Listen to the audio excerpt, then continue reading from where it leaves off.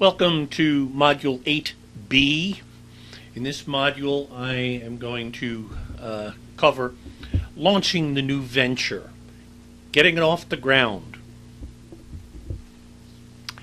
Our objectives for this module are on the slide. Should you be a first mover or a follower, hiring something called legitimacy that hopefully you've heard of in marketing courses or other business courses. See how that applies to the new business and small business. What is your role as the leader of this entrepreneurial venture?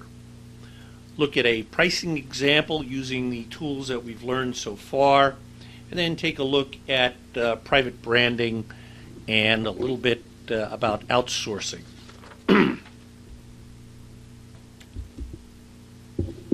Basically, what we're doing is covering Chapter 13 in this lecture. Okay, do you want to be a first mover or a follower? First mover, as you probably know, has a new product or technology, sets the standards for followers, groundbreaking. Satellite radio, okay, XM and Sirius. I really don't know which one came first. But they were competitors for quite some time. They have subsequently merged and become Sirius XM. But it took a long time for them to get started. Zip disks by iOmega were another example of a first mover technology. The alternative is to let somebody else create the market, and you follow along and try and do it a little bit better, a little bit cheaper, put a different spin on things to fit a little different niche, but in any respect, let somebody else have the initial problems. Well, let's take a look at why we would want to do this. As a first mover, you don't have any direct competition, only substitutes. A chance to get in there and do some skimming. When we talked about pricing, we mentioned the word skimming, being able to get extra profits early on because you're the only one who makes it. You can create some barriers to protect your market. Get loyal customers who believe in your product and want to stay with it. Make sure that you build in switching costs, that if they go someplace else, they have to replace a lot of other accessory items that go with it, and maybe they don't want to do that. Maybe your device plays certain discs or cards or whatever the format is, and it's not easy to duplicate. Also, you gather up the distribution chain. You take a lot of space on the supermarket shelves or on Best Buy shelves. However, there's always a however. There's always two sides. You're not sure if the market's going to respond to it. Is it really going to work? We'll talk more about legitimacy in a few minutes. Do people believe in it? Is there a demand? Do you have to educate customers? Again, I come back to the satellite radio. A few years ago, I believed satellite radio was a technology looking for a market. Why would anybody in their right mind spend $10 or more per month for a radio subscription? You can get it free, all the AM stations and FM stations. Well, guess what? I am a hardcore advocate of XM radio, Sirius XM radio now. I think it's great. The difference is content. All right? They were able to educate the customers, not that the reception was better, not that the technology was so terrific. The benefits, not the features, the benefits to the customer are a large selection of stations that have good content and clear content. You can find stuff on there that you can't find on any of the AM or FM bands. But it took XM and Sirius a long, long time to build a market. Conversely, if you want to be a follower, let somebody else go in there. Minimum risk, the market's there. You can build a variant on it, such as iTunes, deliver things in a new way. There are some, typical marketing posters saying that the early pioneers took a lot of arrows. The Conestoga wagon kind of picture. If you're an early pioneer in any market, you're going to take a lot of arrows and spend an awful lot of money, and maybe you might win. So there are advantages to being a follower. However, again, there's two sides to everything.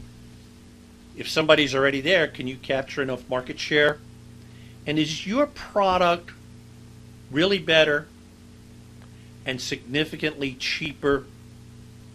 And again, this is not your opinion. It's going to be the marketplace's opinion. Are people going to buy your product instead of Sony's or Panasonic's or somebody who's out there with a name? Difficult problem. No easy answers.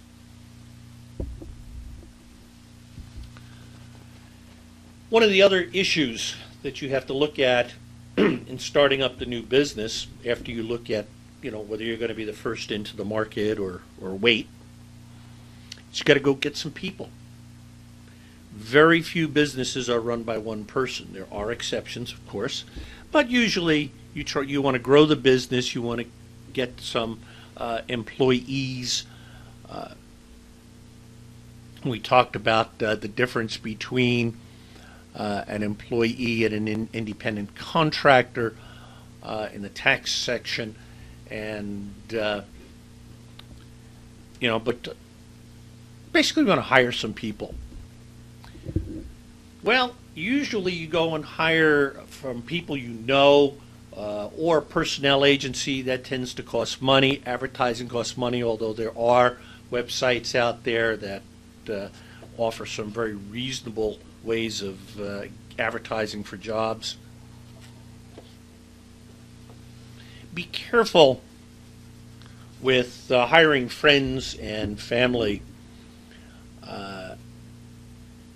It sounds like a good idea, but there is a problem there, and basically it's, can you fire them? Will you be able to fire them? Are they going to work hard? Are you going to be able to manage them, discipline them, and again, if necessary, fire them? And these are very, very real issues that come up all the time. Your best buddy from high school or from college comes to work for your company, but really thinks he or she's got a kind of a free ride and doesn't have to work very hard.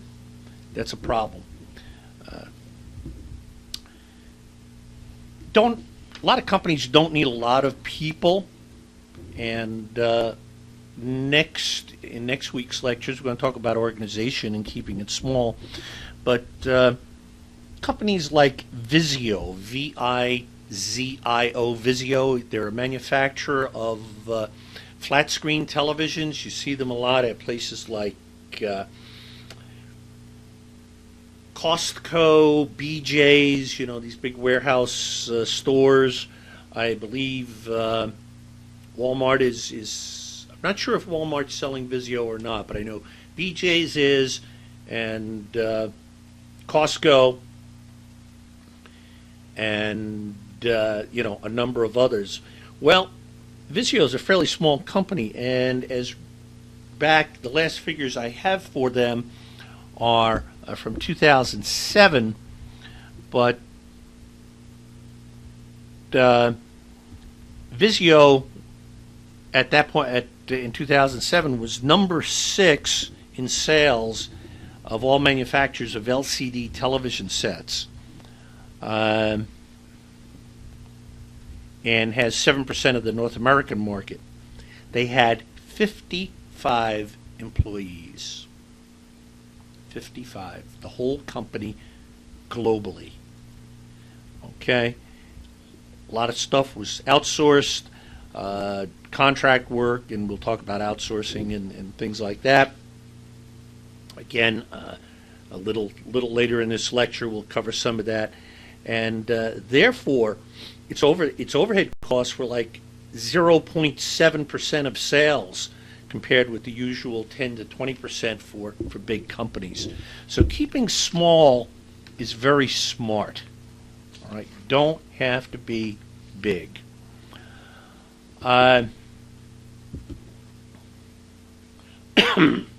What you want to do is you want to make sure you give incentives to get them. We're going to talk about stock options in week 12 when we talk about going public and the issues around stock. You want to put together a program or a plan that includes bonuses, merit raises, a methodology for evaluating people's performance. Sometimes, depending upon the industry you're in, there are consultants that work in that industry who can give you that kind of help in terms of providing a set of metrics to evaluate people. Sometimes trade associations do that. Just talking to other companies. There are lots and lots of, again, the mentors, going back to the people who are your mentors and your advisors, to make sure that your employees are properly measured and properly rewarded and or disciplined, as the case may be, for doing the job. Now, you will find there is a posting for this week that's up about why are the right workers hard to find. A qualified worker is still hard to find. In these times of unemployment, and this particular article is that I'm referring to is back in 2006, but even though there's lots of unemployment out there, small companies are finding it difficult to hire the right people. Why?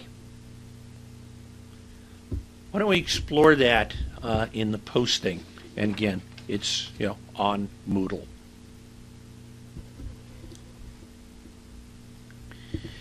In order to get your company, your product, your service out there, you have to promote it. Now, promote it could be through publicity and advertising, and we talked about that back in week 6, where we talked about advertising and sales and promotion, public relations, and how to make that happen. So you've got to put together a program, a plan, again, to make sure that you get your company some good PR, some good publicity, and if you can afford it, as much advertising as possible to go out there and get some initial market share. But there's also another concern. It's called legitimacy. And there's also a posting on legitimacy that we want to discuss. The idea of legitimacy is that you've got a novel idea, you have an innovation. Do people believe it? Or do they think, oh yeah, this is another scam, another something that won't work?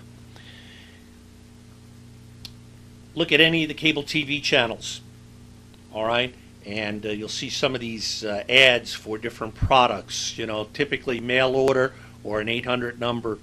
The Miracle Vegetable Slicer and Dicer does all these great and wonderful things, and it's yours for only $19.99. And if you order today, we'll throw in a second one. at no extra charge. Just pay the additional shipping and handling. Well, if it's such a good product and it's going to last so long, why do I need a second one? Is the first one going to break? Does this really work? Sometimes the answer is yes, sometimes the answer is no. The Roomba by iRobot, the little robotic vacuum cleaner, had a tough time getting legitimacy. People didn't believe that it would work. My family owns one. We think it's great. But we waited until Consumer Reports came out with a report on it. We waited till another member of the family had purchased one, and it took a while to catch on. In your small business, basically what you want to do as an entrepreneur is you want to look like a real business. All right, you may be operating out of your house, you may be operating out of your basement or your garage, you may be only two people, but you want to look like a real business so that people say, yeah, this person's really in business. They're really a consultant, they're really a lawyer, they're really, whatever you are, whether it's a service or a product, and that you have the appropriate trappings. If there's nothing wrong with having a P.O. box.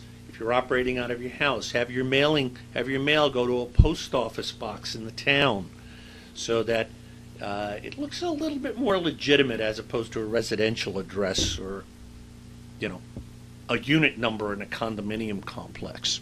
Just have a P.O. box. Have decent letterhead, have decent business cards.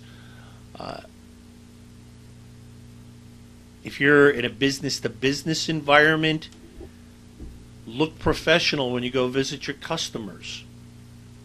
All right, have information about what you do. Not necessarily, doesn't have to say I operate out of my basement of my house, but you can say how much you produce and how you ship, and you use FedEx or UPS, some carrier. It's important. Okay, if you're selling retail products, you need a storefront that looks legitimate and is legitimate, and that's important. If you're in a services business, you may need a conference room once in a while.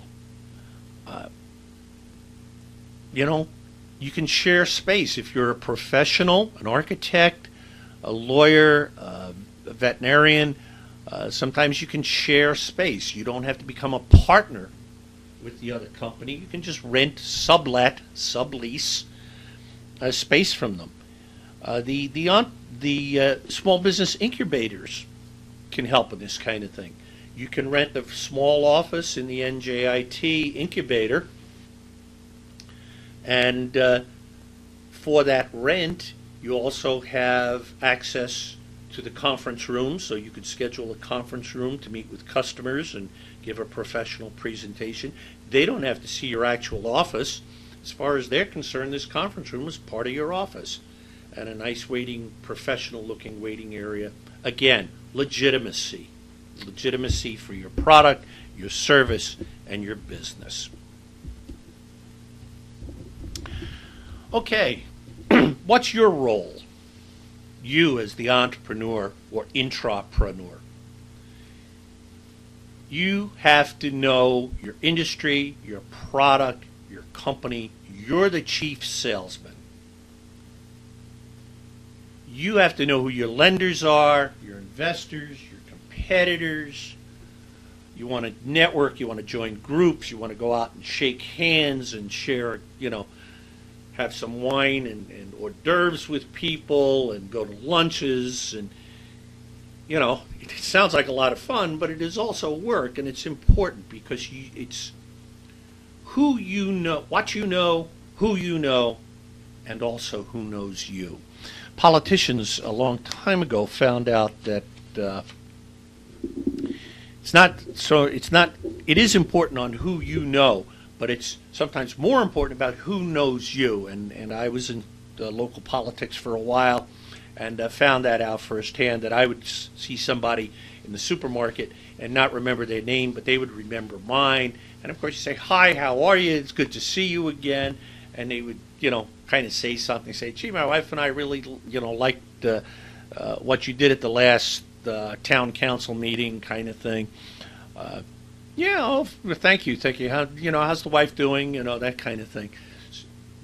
Don't remember that person's name to save your life, but they remember you. You want to be visible. You want to be approachable. People, your employees, your customers, your suppliers should not be afraid to talk to you, to tell you their concerns, to tell you what you're doing right, what you're doing wrong. Frequently, the view that people have of you depends upon how well you do your job of setting expectations. People don't like to be surprised, typically. And this sounds like PR, sounds like advertising, it's putting a spin on things. What's success? What's failure?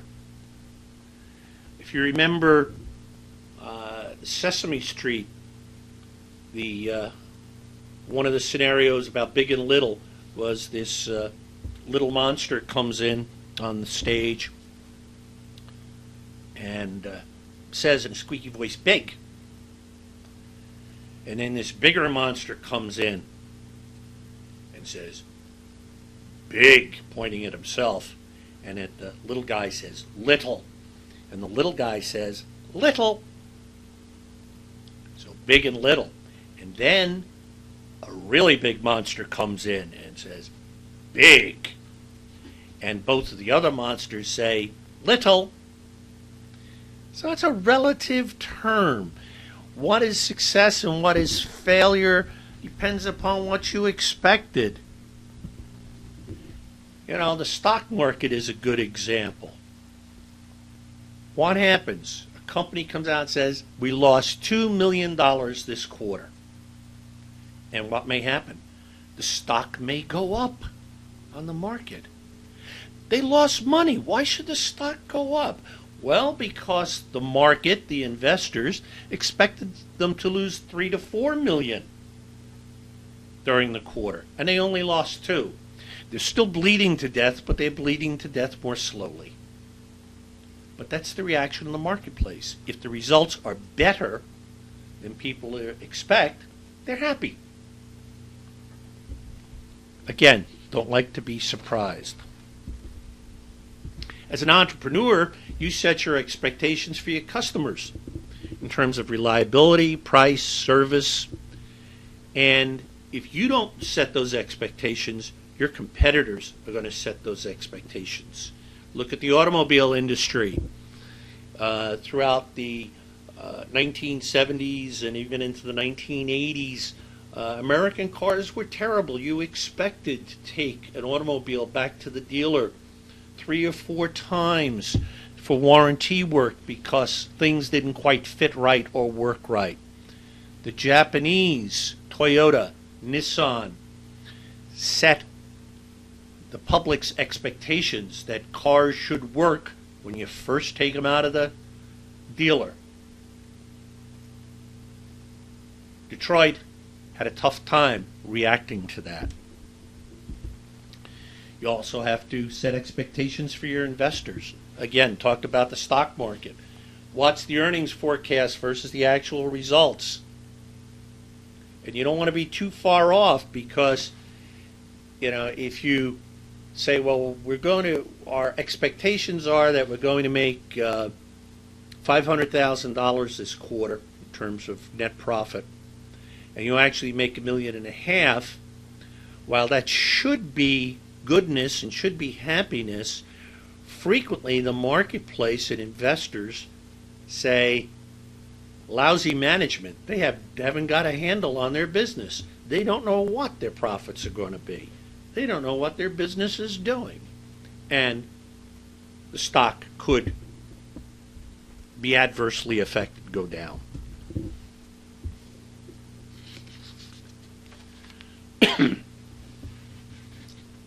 Lastly, your employees. Don't make promises you can't keep.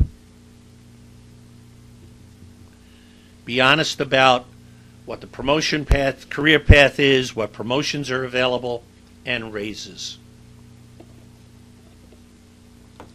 Be honest. Don't lie to people. Okay? And make sure you set their expectations properly.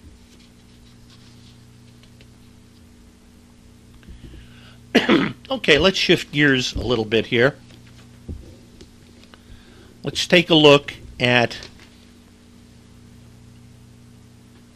starting the business and coming in and saying, okay, what do I really charge for my product or service? So I'm going to take a product example, well, just because it's easier, but the same methodology and ideas apply to services as well.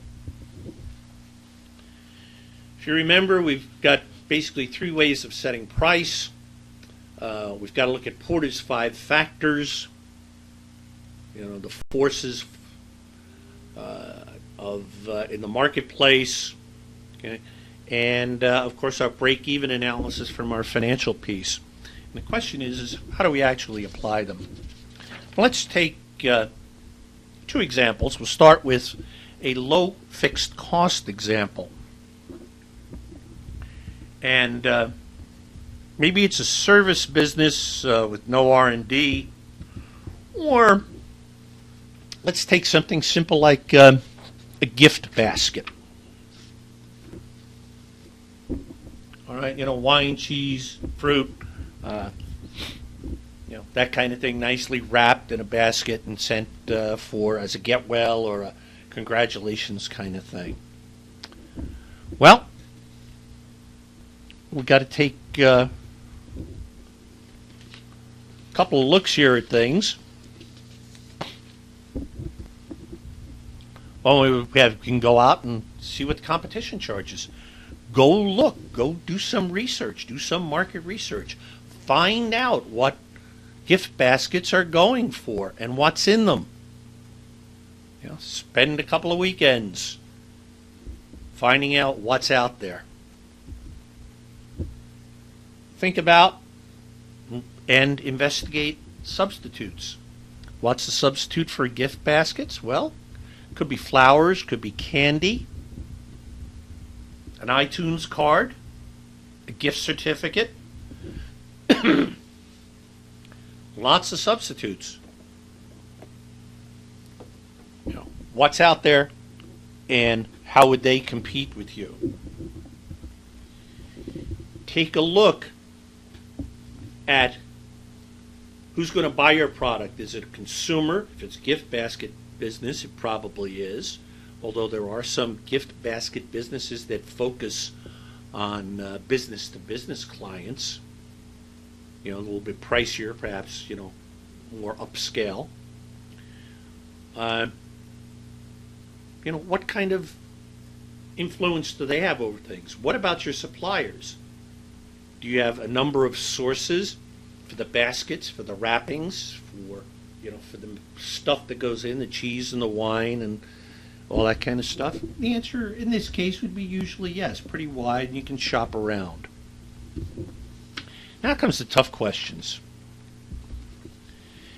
Can you make a profit at a competitive price? And how long is it going to take to break even? Well, let's take an example. Let's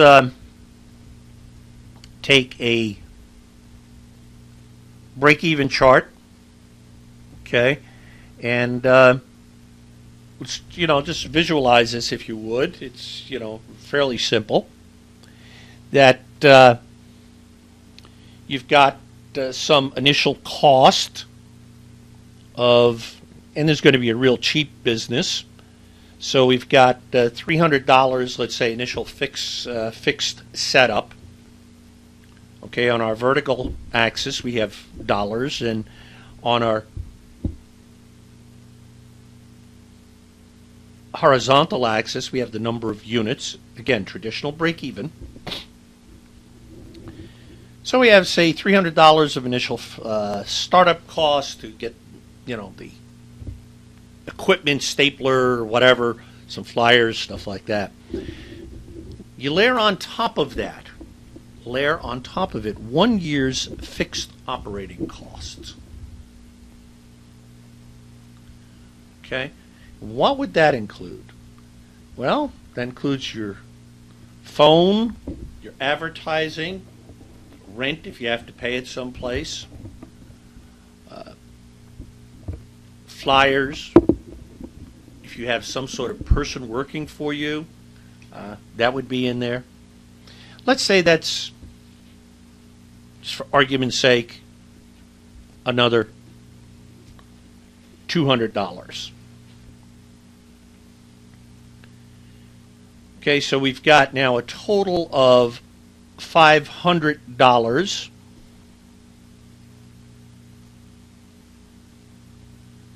fixed cost.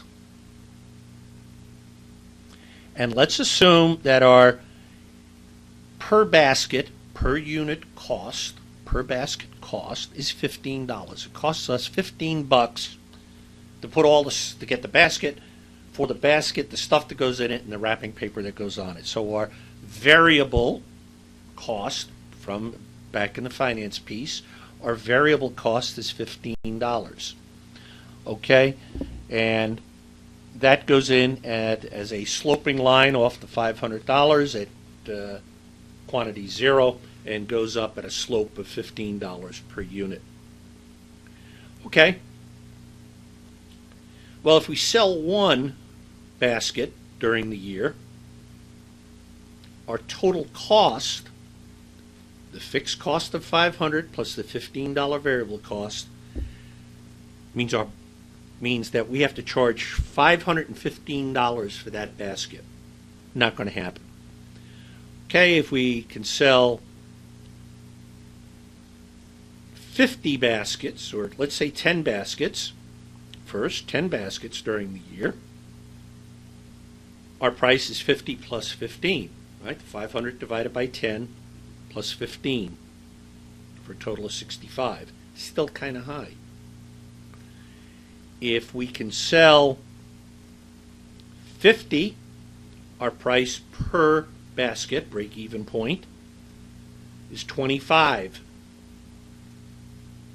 If we can sell 100, our fixed cost of 500 gets divided by 100, giving us $5, plus again the unit cost of 15. So it's $20. Therefore, if we are convinced that we can sell 100 baskets within 1 year, we should be able to make a profit at any price above $20 per basket. Anything above $20 gives us a profit. Can we sell? Is it reasonable to sell 100 in the first year? I don't know. You got to talk. That's your marketing research. Talk to people. Talk to folks you would sell it to if you're going to go through gift stores or something like that. You have to decide. And if, the answer is no, maybe you are going to take 2 years before you can turn a profit. But again, you have to look at the break-even point, and can you, how long is it going to take you to get there, and can you stay alive while you're doing it? Can you stay in business? Okay, let's take another example, another situation, but one where you have a big R&D or a big setup cost. Maybe it's software. And that's a pretty easy example to use. Again, same questions of what's your competition, what do they charge, who's out there already, what substitutes are there for this software, or other ways of doing the same thing. If it's an application package, maybe A substitute is Excel or Microsoft Access or something like that. Same questions. Is there a big market? Are you dealing with consumers or limited number of businesses? Suppliers, for the stuff you need, maybe not so much in software, but if you were chips or biotech. And again, how long is it going to take you to make a profit? Well, again, visualize a break-even scenario. Vertically, dollars, horizontally, number of units. But here, you've got the first layer up, you've got an initial development cost of, let's say, $50,000. You had to write the code, had to write the software, had to spend money. People had to be paid to do that. 50 grand to get the product to where it works. Layer on top of that 1 year's fixed operating expense. Again, your rent, your phone, your advertising, your utilities. Let's say that's $20,000.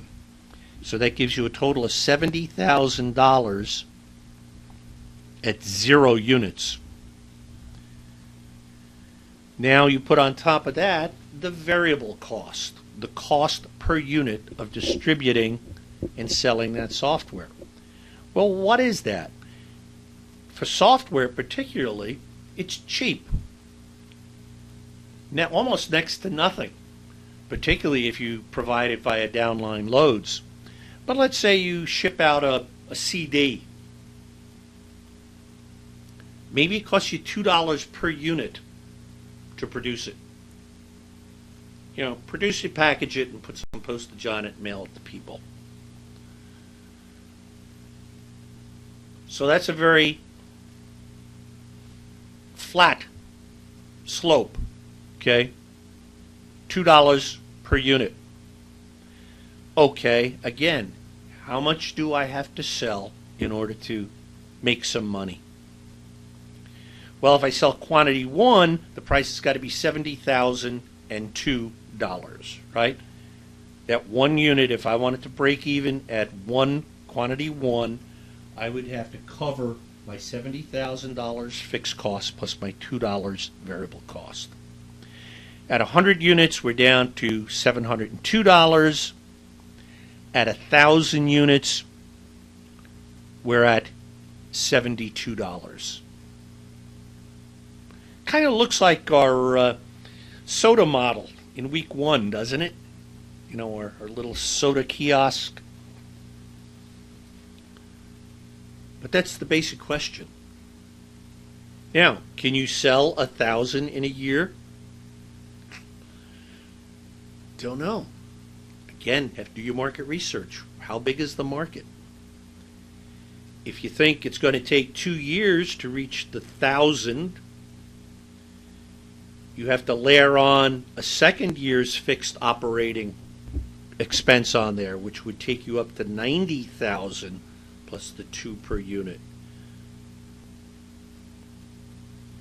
So maybe the base price or break-even price would be $92 per unit, because you have to spend 2 years to get there. So anything over $92 as a sales price would give you profit.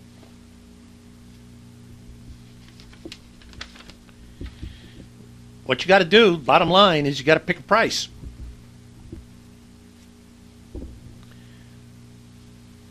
Position yourself against your competition, against the substitutes, decide where you want to be. Make sure your price is low enough to avoid substitutes and, of course, to outdo the competition. Again, depending upon how you position yourself with respect to the competition. Use the break-even analysis like we just talked about to figure out the sales volume in a given time frame so that you know what kind of price you have to set in order to make a profit.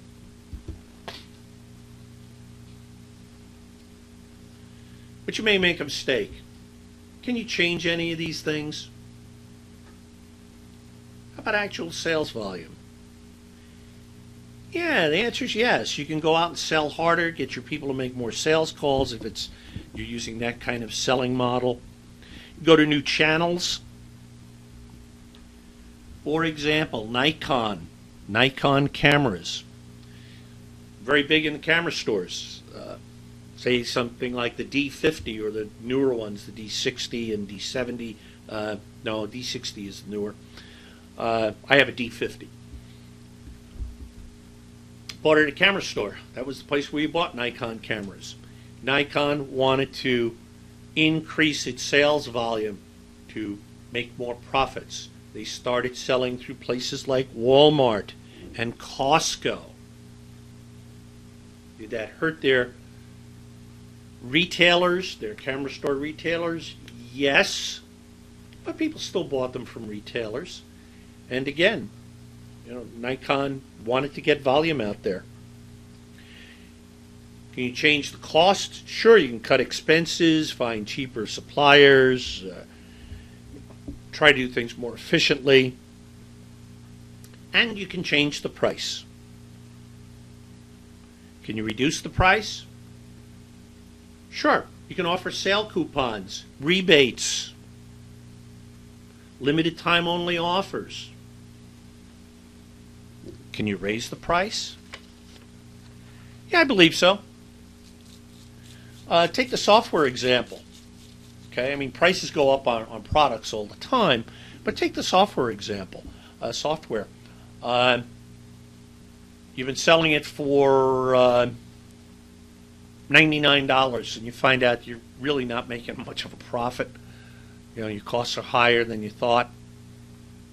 What do? Can you raise the price on it? Not necessarily. It might be a little difficult. Might have an adverse market reaction. Come out with a new version. New improved. The Titanium Edition, as Pinnacle Studio calls it. You have the standard version, or Adobe is known for this. Acrobat, the standard version, the professional version, the extended version, at higher prices. So yeah, you can play the game. All right. Here's a question that we're doing as a posting. You submitted a proposal for IT. The customer, this is a business-to-business customer, of course, says, well, we like your proposal. It's good. We've got a couple of other proposals from your competitors, trying to evaluate them. We think we'd like to go with you. However, we're concerned about support. We want an on-site technician for a year. No additional charge. Well, you didn't think about that. You didn't build that into your proposal price. Should you do it, or do you walk away from it? Here's some assumptions. Figure that the gross profit on the sale is $100K. Your overhead expense is $60. Okay, gross profit, gross margin.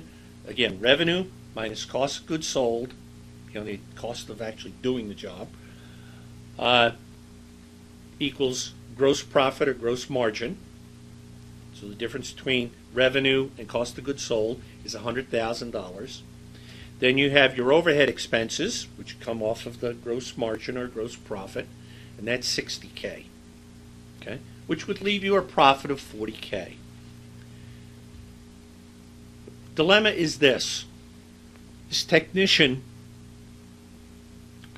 including benefits, is $70,000 a year. If you toss this in for free, are you going to lose $30,000 on this deal? This overall project? If so, walk away. But if not, maybe you should take the business. What should you do? And there's the key.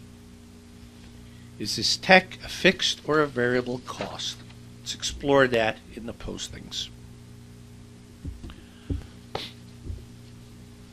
Okay, our final pair of topics for the module here involves private branding and outsourcing, which is kind of the flip side. I don't know if you've heard of private branding.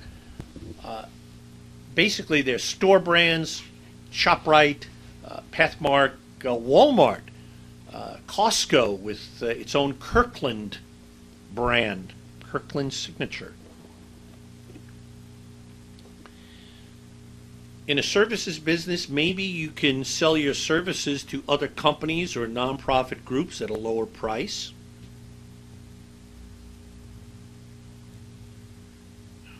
That's a possibility.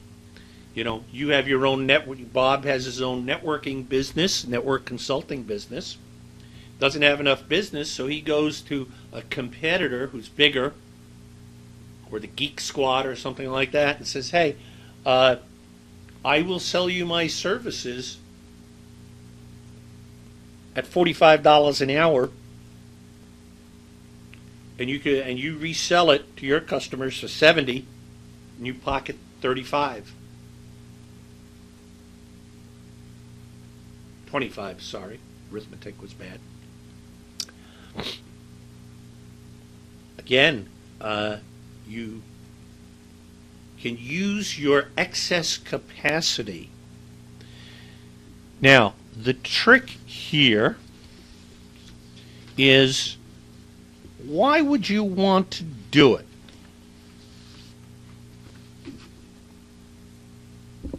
Okay? Why would you want... You make bird's eye peas. All right? Bird's eye, quality name. Why would you sell your bird's eye peas with a ShopRite or Pathmark or some other supermarket label, house label, at a cheaper price? Doesn't that cut into your business? Well, maybe not. Some people are always going to buy the generic brand, whatever's cheapest, the supermarket brand. Some people are always going to buy the brand that they like, Bird's Eye, Green Giant, whatever it may be. What does Bird's Eye or Green Giant offer?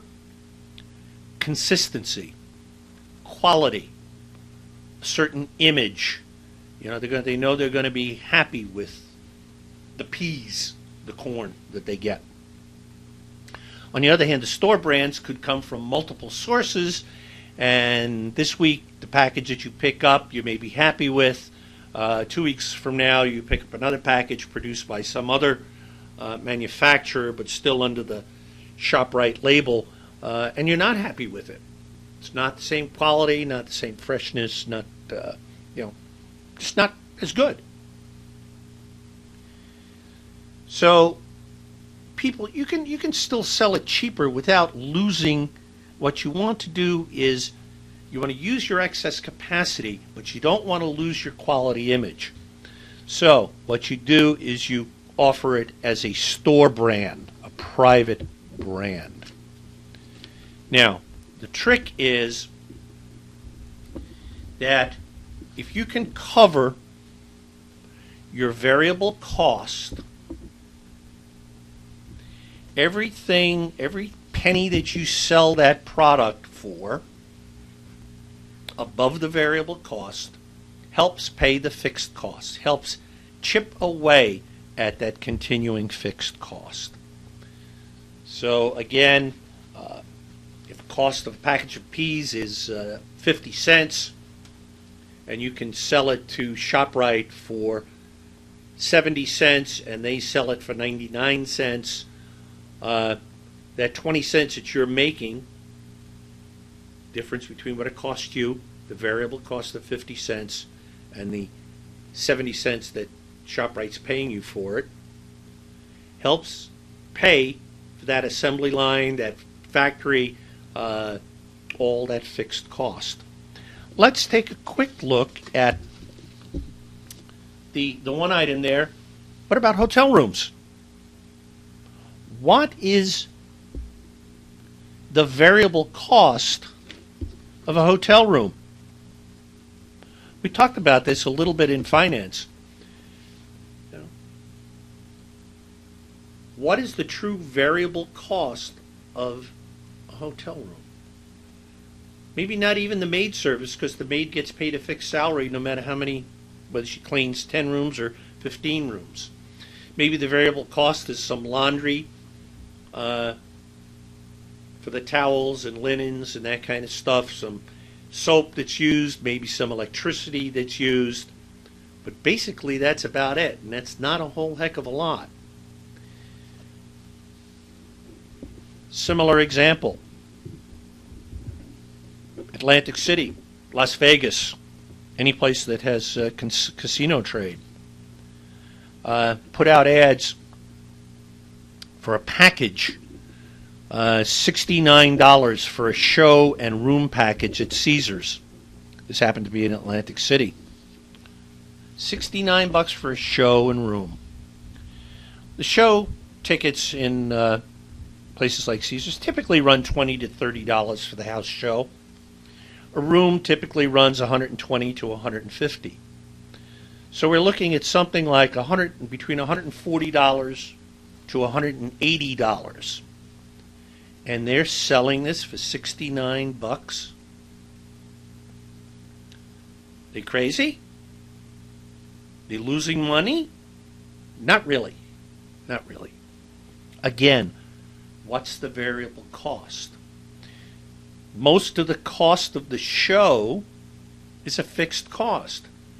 Whether the room is full or half full, the cost of the show is basically the same.